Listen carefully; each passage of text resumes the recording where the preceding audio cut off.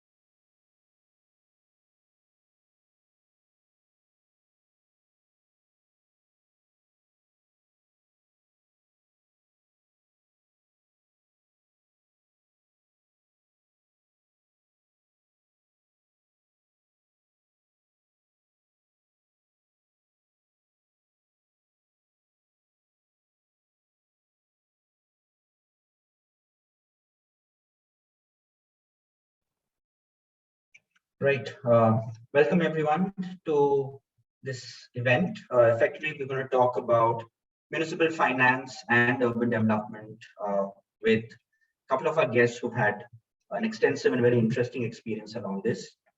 Let me first introduce Mr. Keshav Varma. If you could have your video on. So Mr. Varma, of course, needs very little introduction to Ahmedabad or much of the urban development sector in India. Very briefly, he is currently the chairman of the Sabarmati Riverfront Authority and an advisor to Uttar Pradesh and Jammu and Kashmir on urban and cities. Professor Bish Sanyal is the Ford International Professor of Urban Development and Planning and the director of the special program in urban and regional studies, the SPURS program, as well as the Herbert Humphrey program at MIT. And lastly, I was fortunate enough to be a student there in the Masters in City Planning program, where I focused on finance and technology for urban development in the global South. And I now co-founded a startup called Bandhu, which connects low-income workers to urban jobs and affordable housing in India.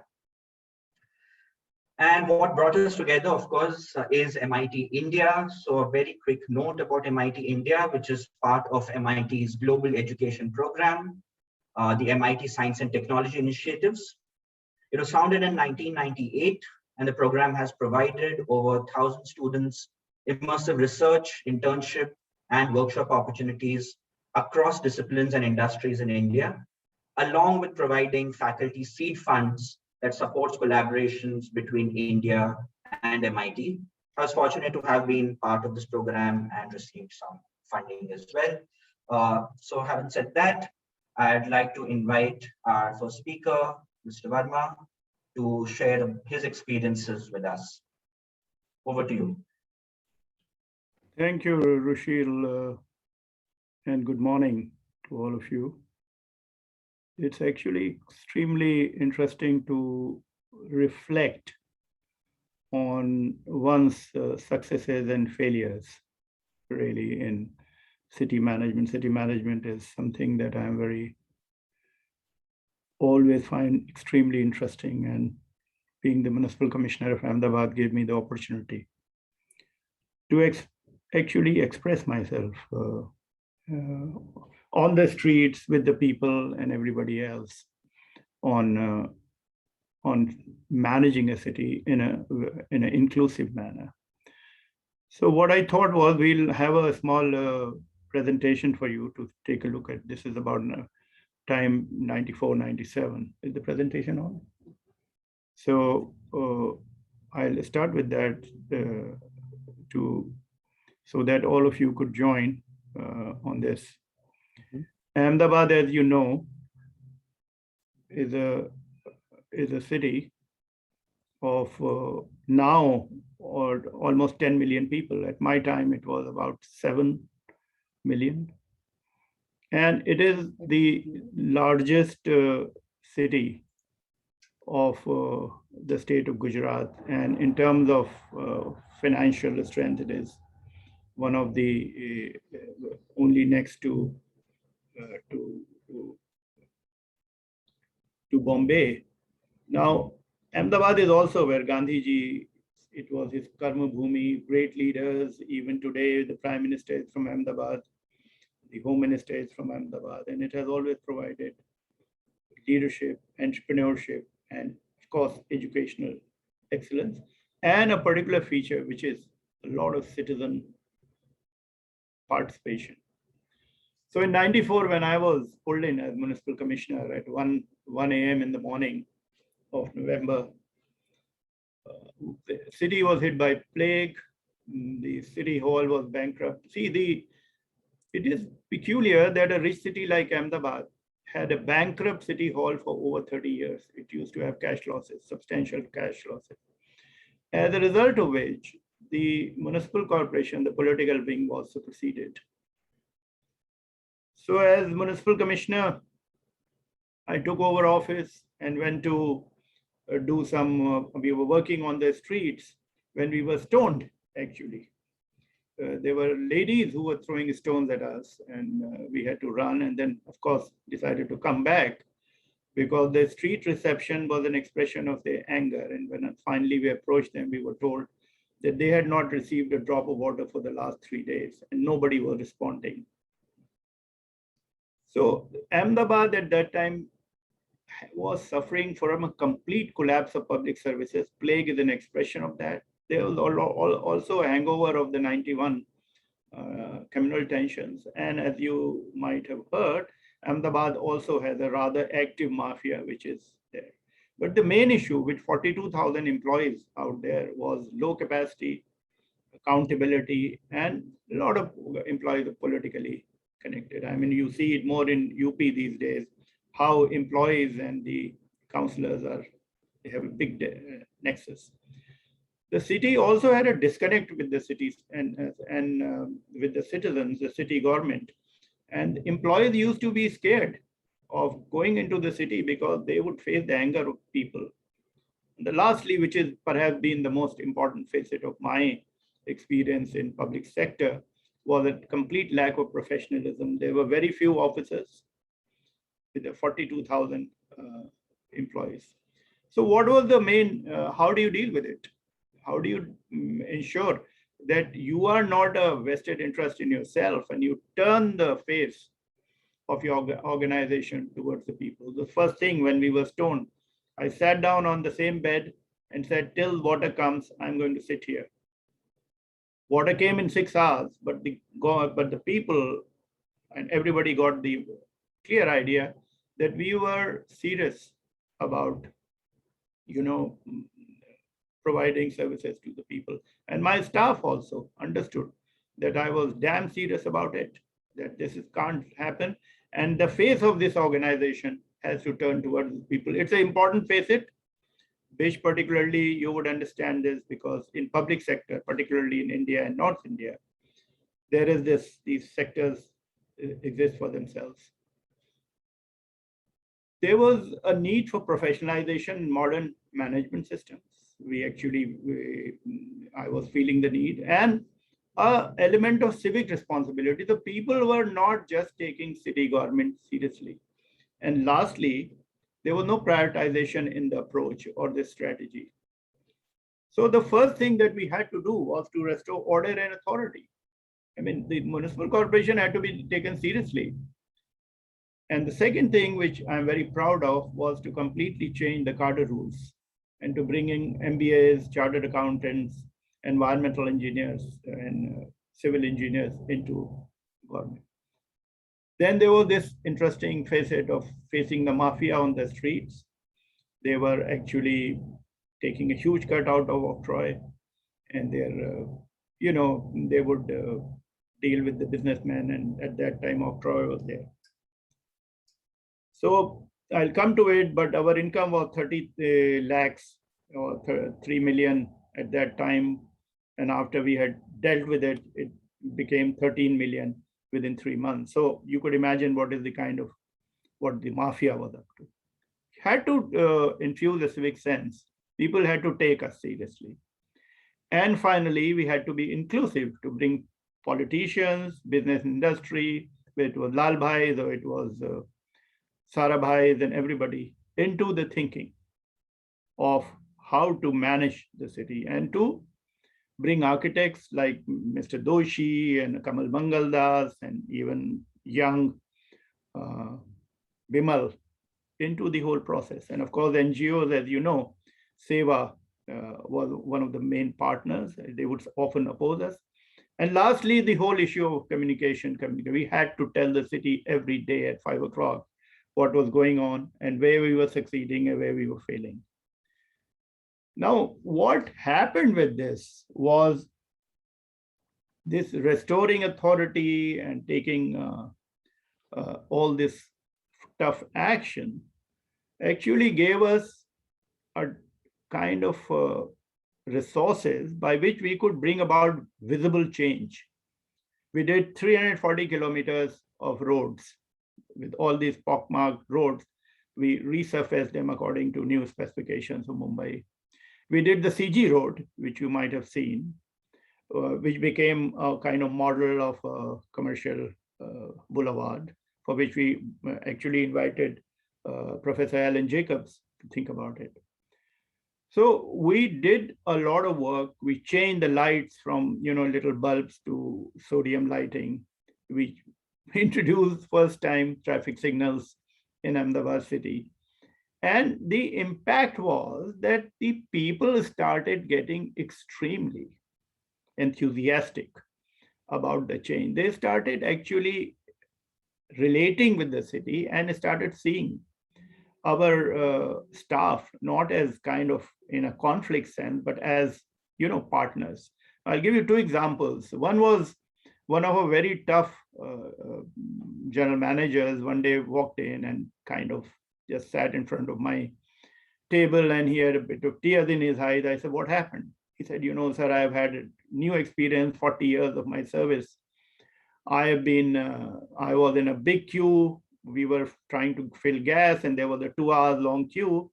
And people came, they recognized me, and they came, and you take your car right in front, fill it up." So they helped me to fill up the car. And when I tried to pay, they said, no, you can't pay. You guys are doing a great job in the city, and we appreciate it. So just go ahead. And the other was that one day I was driving into the municipal corporation, and I suddenly, from the office of Seva to the municipal corporation, which is almost a mile, we saw a long queue of people headed towards the municipal corporation headquarters. And when I reached there was a complete chaos there. I said, "What is going on?" I asked my chief of staff to go and take a look. And he said, "Sir, people are trying to pay arrears of municipal taxes, property taxes. We were at 27%. We came with the help of professionals and through modern management systems to be able to really prioritize and to really get to 64% in 6 months." So people came forward. We also did a lot of work for diffusing communal tensions by starting night crickets, in which the bowlers usually were the Muslim community people and the good batsmen came from the Hindu communities. And it was a great way of bringing people together. And lastly, to position Ahmedabad as a unique city, as a city unlike Mumbai, Calcutta, and Madras, which were built by the British. Ahmedabad was built by the Ahmedabadis. So there was a sense of pride among the people about the city. There was this feeling that they can be proud of it and that they should all participate in something which they thought was changing the face of their city. This is what I call often transformational urbanism, because urban development can be a way to change, to heal, and that is what we experimented in Ahmedabad. And to just digress a bit, we have taken the same policy into Srinagar and Jammu, where we are doing almost $1 billion of urban programs in city renewal and ensuring that people connect with it. So there is a lot of communication. And there is now, one can feel a sense of pride in what is happening in Srinagar, and people are facing extremely, feeling good about what is going on. So urban development can have a healing way of doing things, and it is important that this idea of transformational urbanism it should be discussed a bit as we go forward. So results are very clear. It was a turnaround, but what I'm very proud of, because of the base of professionals that we created, there has been sustainability in financial results. They have continued to grow even after I have left. And today, Ahmedabad's budget is almost $1.7 billion. I'm very proud of it. But so the innovations that I'm talking about, this is CG Road. This is how it used to be, just a strip of road. This is what it has become. Parking, good, commercial space, a lot of pedestrian friendly areas.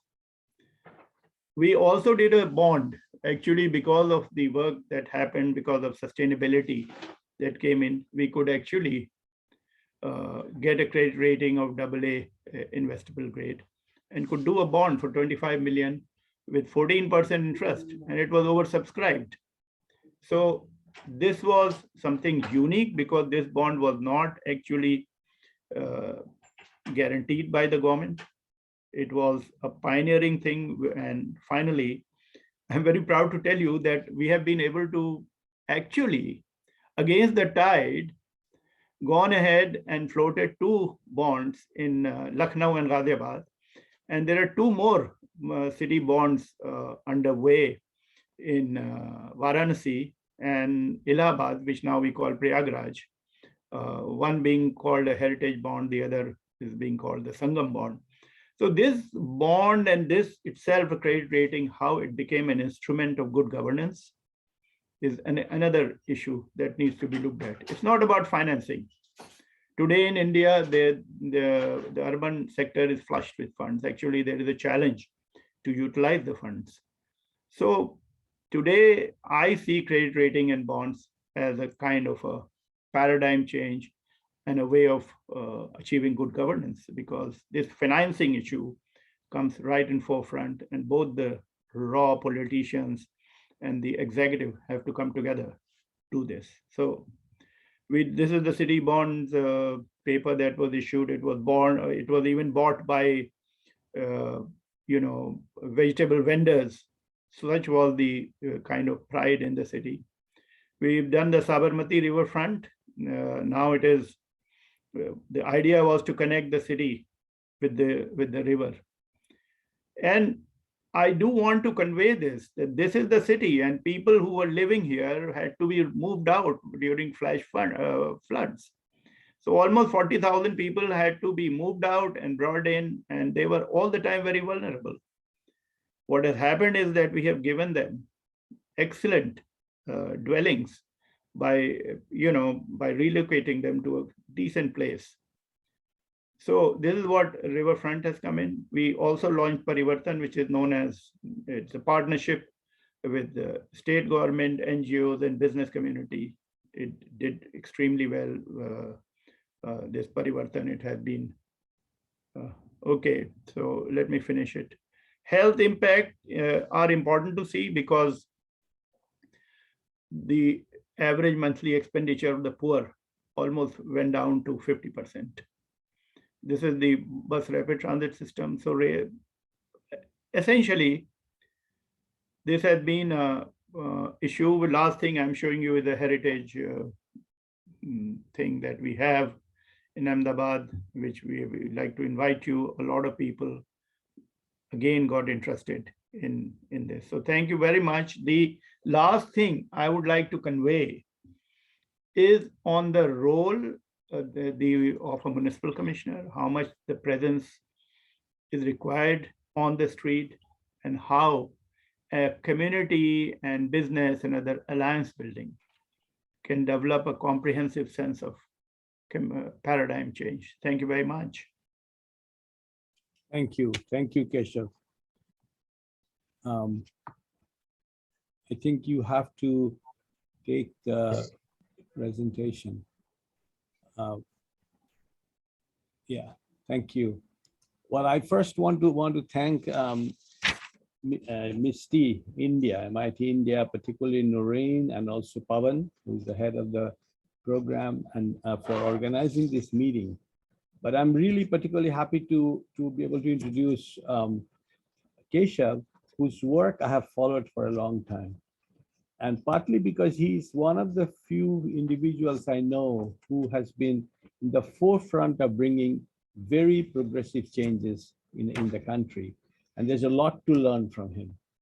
And that's why this particular session, we're going to use it more as a question and answer to pick his brain, to see what can we learn from his experience. It's great to see Rushil, who is in our department and is doing so well. Kyle, thank you for helping, and also Noreen too. So the questions now, my job is to build on what Keshav's presented and just ask a few questions so he can go into more detail. The first question, Keshav, I have is the Ahmedabad when it started, and a lot of people argued that it was just an exceptional case because you were the municipal commissioner, that's why it could be done. And I'm glad that Lucknow and Rajabad and now Varanasi, etc., are thinking about it. Share with us, in terms of your own experience, what explains relative success of these places? Because there's the literature in development, as you well know from the World Bank, is filled with pessimism and things don't work. Everything is terrible. There's no capacity. Yet you are able to build capacity. So I want you to tell us, not so much focused on individual, because generally when we explain the success, we often say, oh, it's because of Keshav Varma. And I know that you played a big role, but the organizationally, what was about Ahmedabad that allowed you to do what you could do? And to what extent those organizational settings can be replicated in other Indian cities? That's my first question. So I'm going to let you answer that. Thank you, Besha. I'm also very proud to be able to connect with you. It's been a long time, my dear. And you have a very thinking mind, so it feels good. So I'm rather humbled by this whole thing. Let me answer this. Some of the things I've also reflected, of course. I have found that professionalization of city government is key to any kind of change in terms of delivery of public service. I do not think we have really thought this through clearly. We have not been able to, even today, create capacity in urban planning or in terms of finance. And it is truly important to have professionals. And there is a lot of resistance, I'll tell you, at the local level, because it kind of hurts vested interest. So one thing is professionalization. The other is to create an alliance, which I have, tried to do it also at the World Bank. All of us are pursuing our own ends. Generally, they are vertical silos, or there is no conversation going on. So one of the things that need to be done, and which we succeeded in doing in Lucknow and Ghaziabad, which was extremely difficult to do. It took 2 years to really get people around the idea of a bond. But to make the political body also feel that they are part of the vision and experience. This is what we did in Ahmedabad. We used to talk to our mayor, talk to our standing committee, talk to all the politicians, go and talk to the chief minister, come back, because often there would be one government at the state level and another government at the city level. But we talked, we communicated, we talked to the people, and we could generate a kind of wave so strong towards modernization, because we could show visible change. The people were behind us, as a result of which what started happening was the pressure that you usually find from politicians and political bosses to do this and that, or to change the municipal commissioner, that did not happen. And the public pressure and the partnership with the public really made a difference. And lastly, is the issue of finance. There is a certain amount of diffidence in municipal cadres to discuss finance or to discuss accounts. I have felt it in Lucknow. I felt it in this place, Ghaziabad, that they don't like to get into it, because financing, unlike South India is different. But finance is an issue where balance sheets are not ready.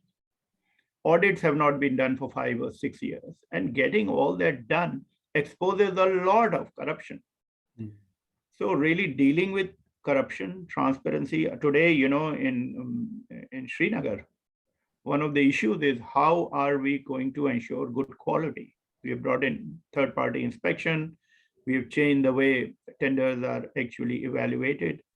So the question is, or the answer to you is, leadership is important. It is critical. If leaders sit in air-conditioned rooms and try to run city governments, it won't happen. Visible change has to be made for people to realize and to relate with it. But finally, the base has to be a professional base. This is what China did. They changed the paradigm of urban development completely by professionalizing municipal cadres, in which we haven't been able to do. And we're pouring billions of dollars into cities which don't have urban planners. Would you believe it that Uttarakhand has 2 urban planners, the whole of state? Uttar Pradesh does not have a single qualified in some way 1 urban planner, and we are pouring money into this. So one has to, and lastly, one has to persist. There is, if you look at the riverfront development, it has been done in a particular way with a vertical wall because of the city was constricted, and Bimal did it that way. Now the second phase has been done with a stepped way that you can actually see the river while driving, and there is a huge amount of pedestrian space. You can't see any kind of concrete or other things. It's all green. So development has been different, but changing this plan into a plan where pedestrians are important, where we are developing an idea of a 15-minute city from work to home or home to work. There's been a lot of impatience among senior politicians. What are you doing? Nothing is happening. So this thing that planning is not fundamental to development is also a very major issue in urban planning. So I hope I have tried to answer. Yes, you did. And I know that I've been told that, well, Rushil is, of course, waiting in the line to ask some question, but I want to ask one quick question before I hand over to Rushil, because I'm worried about the time. One thought I had, I was going to ask you in a long conversation, long back with you in the World Bank, you had raised the issue about the impact of this Metropolitan Development Authorities, which is a relatively new phenomena, starting with Calcutta Metropolitan Development Authority, and the relationship between the Metropolitan Development Authorities and the municipalities. And I thought, if I remember well, you had argued that these development authorities are taking these projects to make revenues, but the basic services, et cetera, are all left to the municipalities, et cetera, to deliver. Just quickly, can you tell us your understanding of the relationship between the development authorities and the municipalities? Oh, thank you for asking this question. It is very close to my heart, this question, because by splitting development of new areas and property tax and everything, and keeping it with development authorities just to avoid local politicians and to avoid the process of democracy, and to have municipal governments just doing cleaning work and solid waste managements, and they finally are handed over societies without infrastructure. I think this is such a bad idea. I have been trying to change it in Uttar Pradesh. There is a huge resistance from the civil service, and even from all quarters who feel that, let us not hand over development to these raw politicians, which is, to an extent, it is a sound argument, because the kind of politicians who are there are of that class. They are raw, and they are mostly do not believe in professional integrity. But generally, it's a bad idea. One of the reasons Ahmedabad Municipal Corporation and Bombay Municipal Corporation and corporations in Hyderabad and Bangalore are doing extremely well. There is the integration and convergence of all functions. It has to be under the municipal government. And we cannot split it because it harms. There is no relationship. And often the two organizations go in 2 different directions. And they don't meet. There is no alignment among them. So I'm trying hard. Actually, I had recommended that this should be done, and they should be brought under a senior, at least both the organization could be brought under a senior civil servant, but I don't think it has quite happened. And in Uttar Pradesh, the Minister for Urban Development is one, and the Minister for Development Authorities and Development and Housing is the Chief Minister. So it's not easy to really bring about that change. We have a different system in Srinagar and Jammu, where the municipal corporation leads, but still the development authority often is in charge of this. So we have been able to actually integrate almost 60% of those functions. So Bish, it's an ongoing problem, is continuing, and this suspicion about local governance and local politicians, sometimes valid, but this we have to work around it. Thank you very much. I have many other questions, but I will want to give it to Rushil now. And so Rushil, please. Yes, thanks, Bish. So I'm going to pick up this thread, about, of course, talk about transparency and professionalism that does need to come into governance structures. And as much as we hear, reforming organizations is extremely difficult. There is a lot of inertia from the status quo, political or otherwise. So in this context, where do you see the role of technology, be it civic tech or governance? Where do you see it play a role? I mean, of course, there is a biased perspective here because we run a product that does affordable rental housing and civic tech. But I would love to hear how you see the role of technology in solving some of those issues you had 20, 25 years ago. If you had this technology today, how would it be different? Rushil, there is no conflict. I don't find any conflict that you are an entrepreneur and trying to bring technology into this country. It's a good thing that you're doing. So let's start with that. First thing is that when you are running a municipal government, you spend 2.5, 3 years, and often you don't actually come to know all the details of your organization. It is a mammoth organization with layers, and we had 28 layers of administration. We had regions and zones and wards and community-based things. So you hardly come to know about it. I mean, we could not know about the extent to which property tax was due.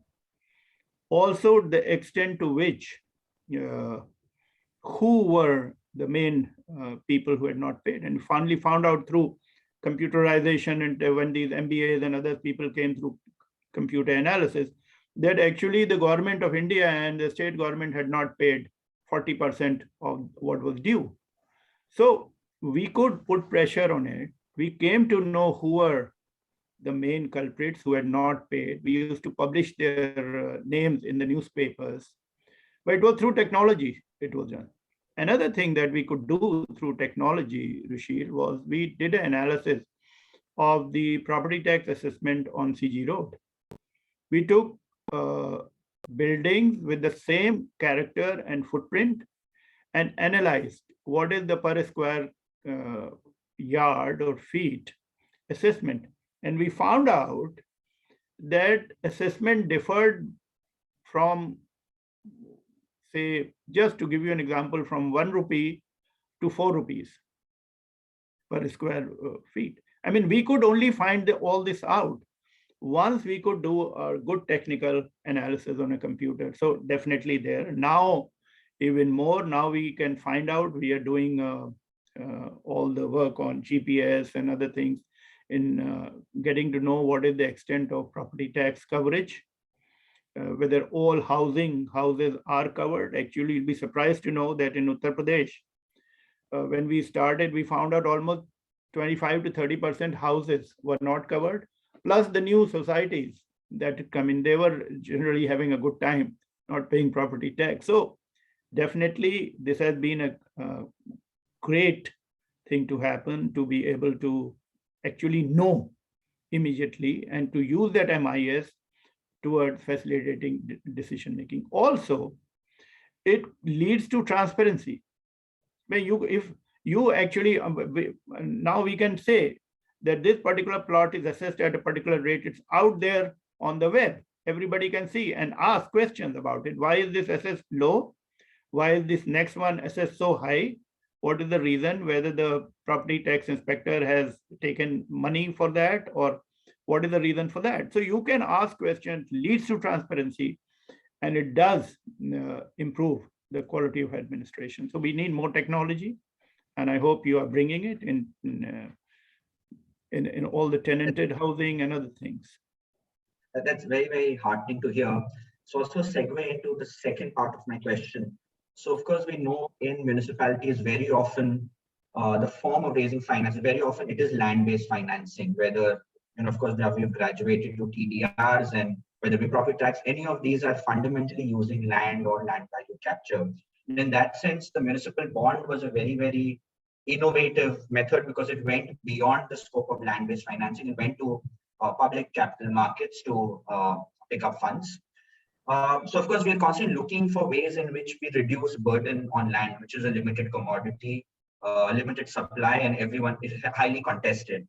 And here I'd like to probably share in learning we've had and why we have our affordable rental housing product the way we do.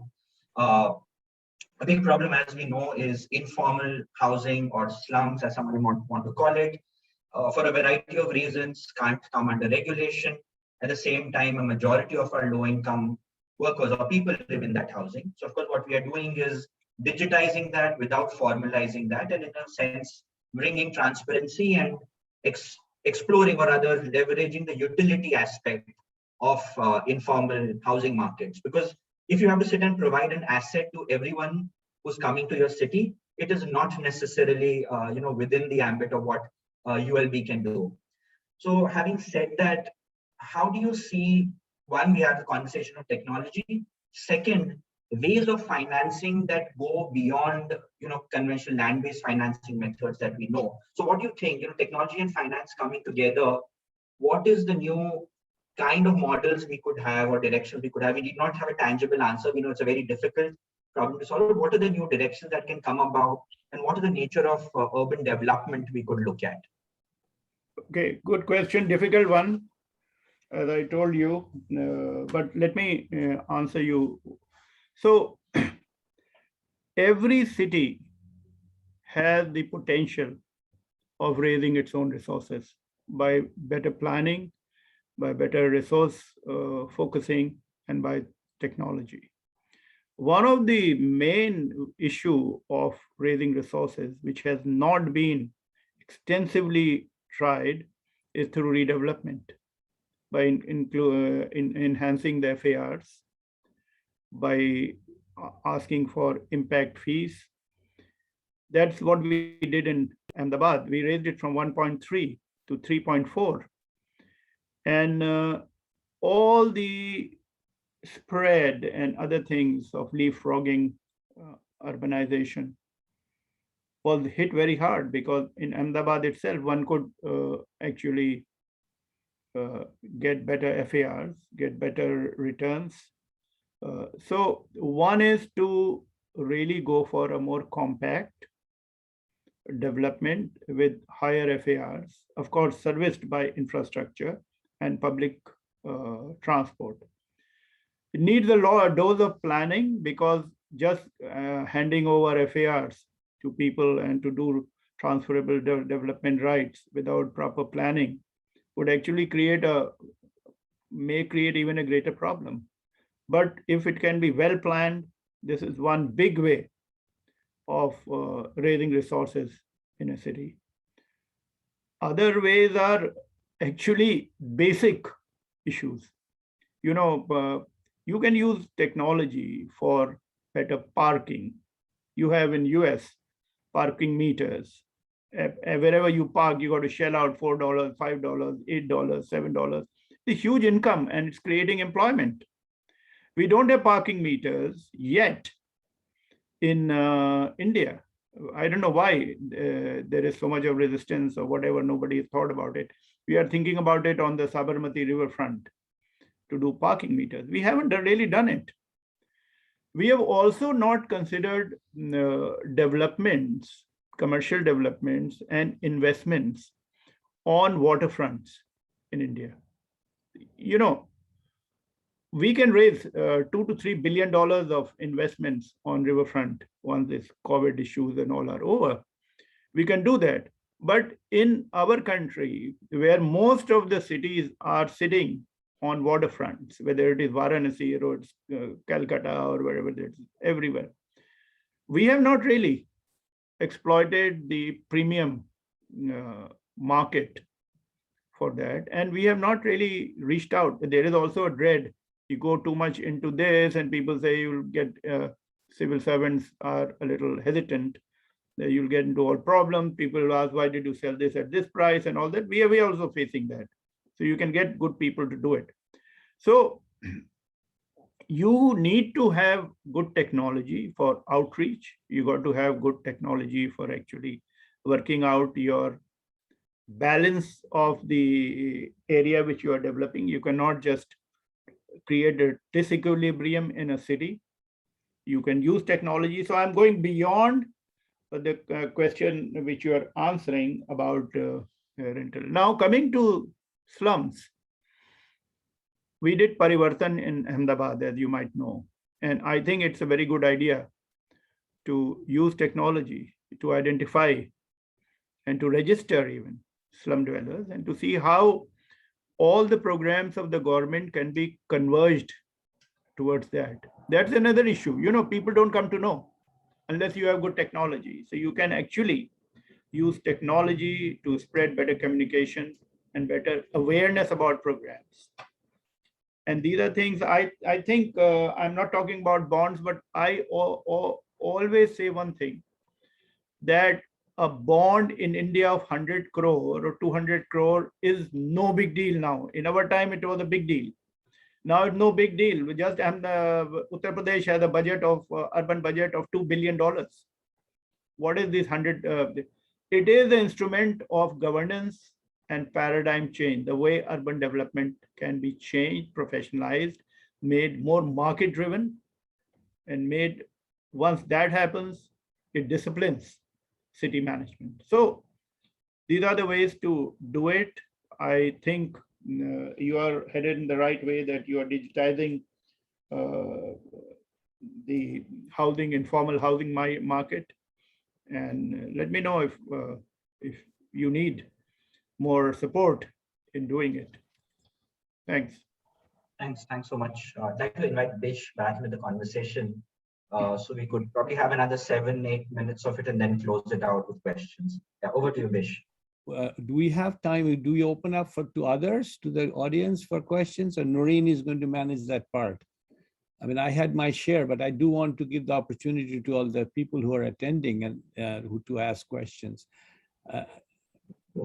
But let me ask, they're thinking about it. I know Noreen is going to manage that part. Let me ask you one follow-up question on professionalization, which is a very central issue that Keshav raised. Keshav, you know that, well, it's not an analogy. I mean, when the British were in all these countries and before they were asked to leave, many times they said, oh, these people will never be able to run their countries. They're not professionalized. And they never wanted to give the opportunity to professionalize to this world, right? So in India, when you look at a municipality like Ahmedabad or others, professionalization is a process. Tell us a little bit about how to begin and what are the major roadblocks that you face that somebody has to be aware of during the process of professionalization. Okay. I don't want to comment on the British point, but there is definitely a resistance among the existing subnational governments towards bringing in professionals. So what we have done in Srinagar, we have brought in, we created a program known as Governors Scholars, and we put IIT graduates into municipal governments. We have put 10 in Srinagar and 10 in Jammu. Mm-hmm. Now everybody says, oh, these are people who think too much of themselves and this and that, but I think this is a short-term phase. What happened in Ahmedabad also, there was the initial resistance, but later on the same general manager, the same zonal managers started asking for them because it helped their way of managing if they really intended to manage it well. It also happened in my other career as MD of Uttar Pradesh Road Transport Corporations or agro industries or every other place.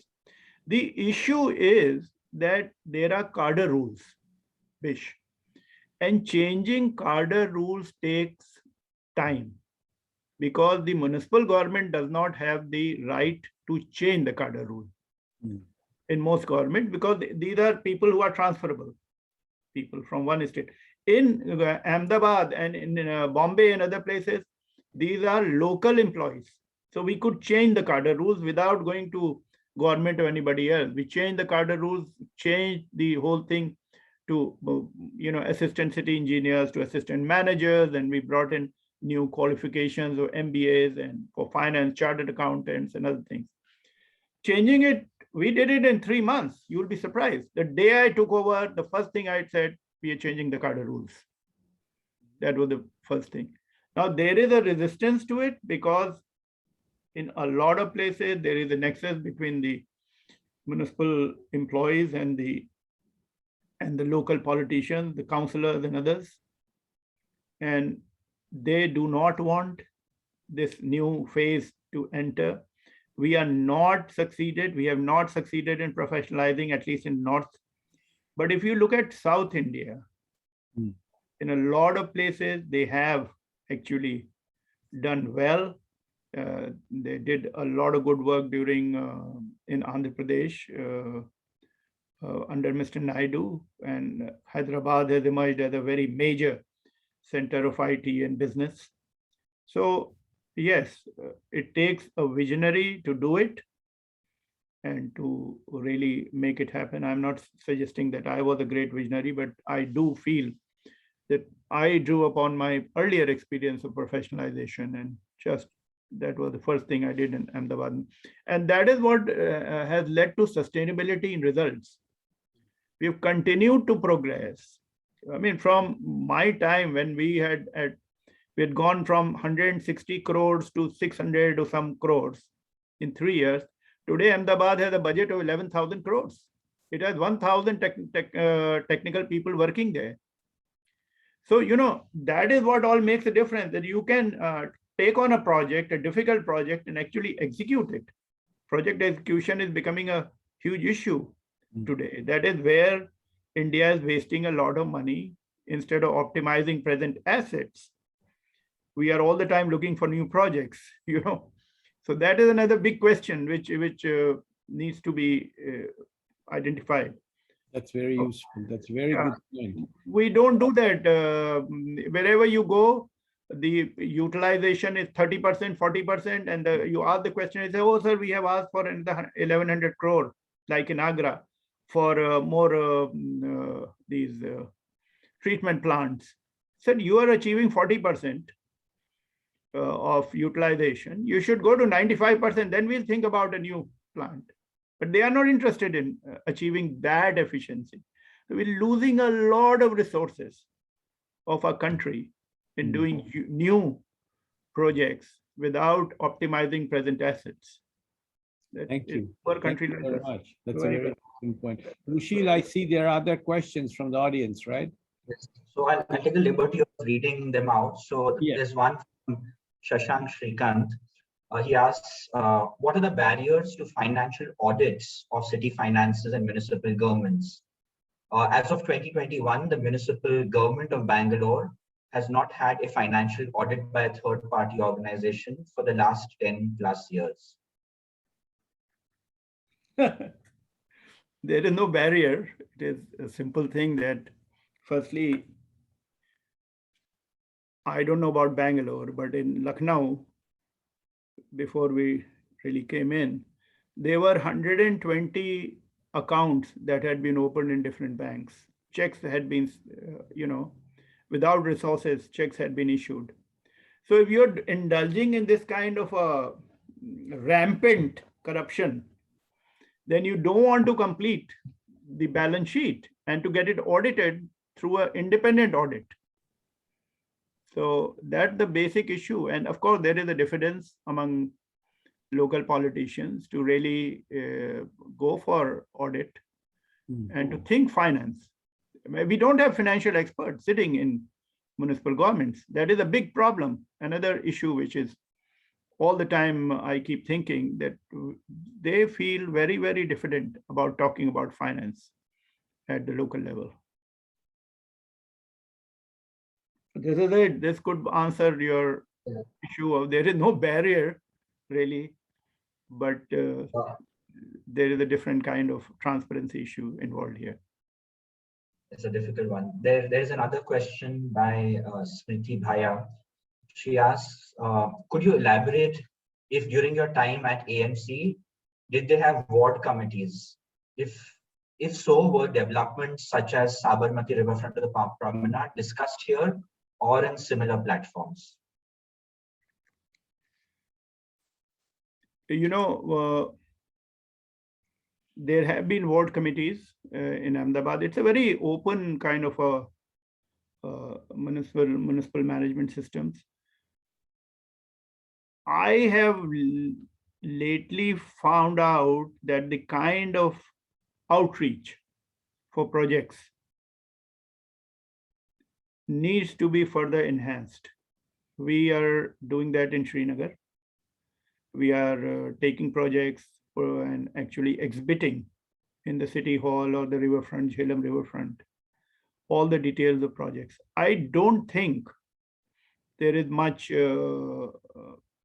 direction in that. At riverfront, when I was there, frankly, in 94, 97, we had actually, with Bernard Cohn, we had just done the initial conceptualization as well as launching of the Ahmedabad Sabarmati Riverfront Development Authority and MD and put some equity into it. It was later developed, I'm sure, with Mr. Modi, he must have drawn on a lot of community support in making people understand the value of the riverfront development. Afterward, we have spent 1,100 crores there and done a terrific job of creating a great public space and connecting people to the river. So yes, I think, but I think we can improve that. So long the political, so long as this neighborhood committees and the ward committees do not take a very political shape in a kind of organized opposition to an idea, should be done.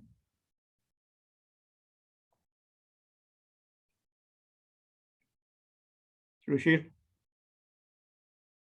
Sorry, yeah. So we have one last question that we can take. This is from Abhijit Kaplish. He asks, how can we balance between strict rules for preventing corruption and yet promoting autonomy? Because in my experience, he quotes, my experience, strict rules also smother a lot of creativity. Was that?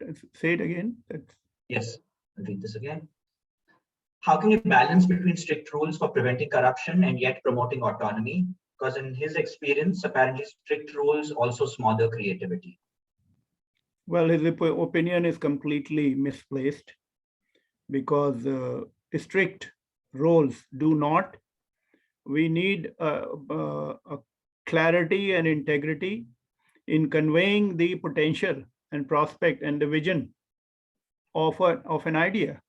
If we do not do that in a open and a way which is not open to corruption, then actually corruption muffles openness in a big way. Because suppose I'm going for, I'll just give you an example. We went for our second phase tender. That tender went completely open on the press, on the web, everywhere else. And our intention was to get the best person into it. And we did get the best person, but nobody could put pressure on us because the process was so transparent, so self-evident that nobody could intervene with it. So strict laws actually provide the opportunity for good governance, and good governance is about having the integrity and transparency to be. So I don't see the conflict. The conflict which I am seeing today is in places, I don't want to name cities in North India, where a lot of projects are going into the system without having the right, what shall I say, specifications or total idea of it. And finally, you get some person, a contractor who we know, we can deviate the system towards that fellow and pass it on to that chap. And there is a nexus going on. So strict laws, technical evaluations, financial evaluations, transparency, which papers, how do you do it, actually lead to a much better, I think, outreach.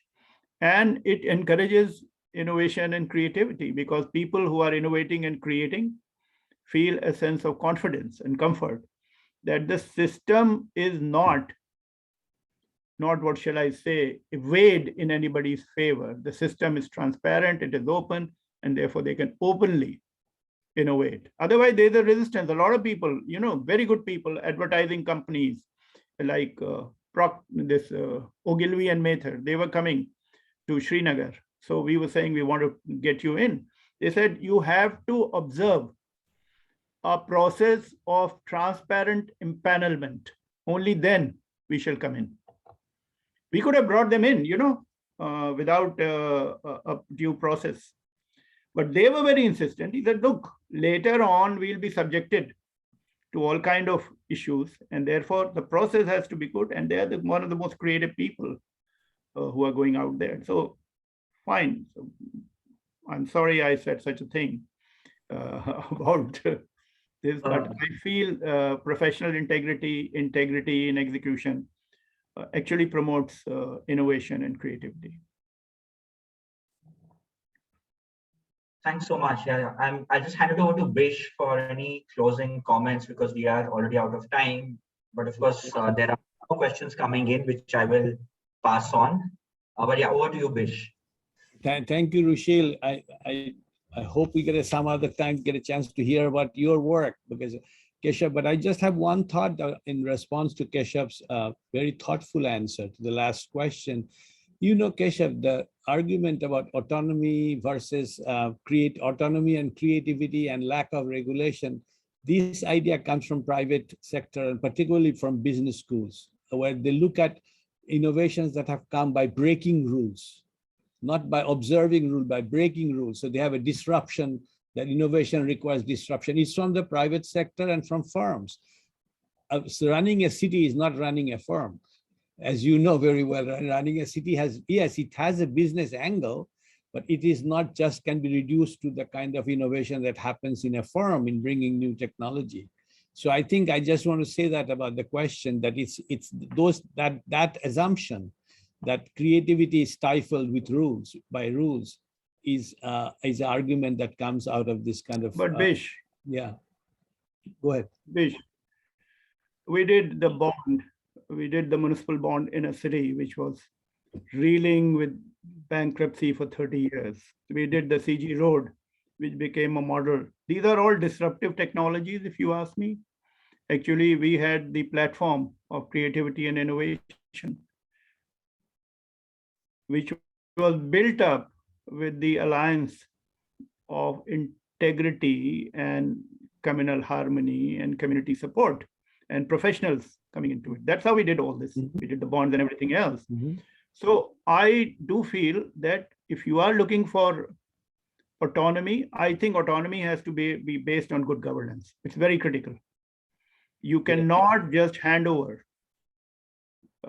billions of dollars into people's hand and not track it. So if you can establish, and this is where in the front lines, who's dealing with these things has become extremely important. The frontline management of subnational finance. Yes, I agree with you. I hope that Noreen, I thought Noreen was going to end the program because she organized the program, and Noreen and Kyle, they're still here, right? Noreen? Yeah, I think Noreen's probably having some issues with connecting. I'll be wrapping this up now. Yeah. Okay. So yeah, I'd like to thank both of you, Mr. Varma, Professor Sanyal, for a very interesting conversation. Of course, this could have gone on for a lot more, and a lot more of the interesting questions are only popping up now. But again, thanks again. I think these sessions are always fascinating to get our heads into what it takes to get things done, especially inside governments. And of course, wish your perspectives always on how do organizations learn? And this is the whole idea of private sector, what you learn at business school, how that plugs in. And I think this is, of course, a fascinating conversation to build on. But I'd just like to thank you all again. There is a closing slide that we'd just like to pop up. Kyle, if you'd like to share that. Can I say them thank you to everybody else? Yes, yes, of course. Yes, please. Wish, my dear friend, to Noreen, to Kyle. Kyle, I'm sorry I replied something else thinking you were from Clemson. And so great work done, Rushil. The whole team of the India, cell, which is in MIT. We can continue to progress our conversation. There's so much to talk. And also, I have not talked about the Global Tiger Initiative, which that's true. Then that would be another separate one. But thank you, Keshav. Thank you for the time. Thank you very for much. Sharing the experience and also for leading India into the field of urban development and management. You did a great job. Thank you. Okay, Kyle, back to you.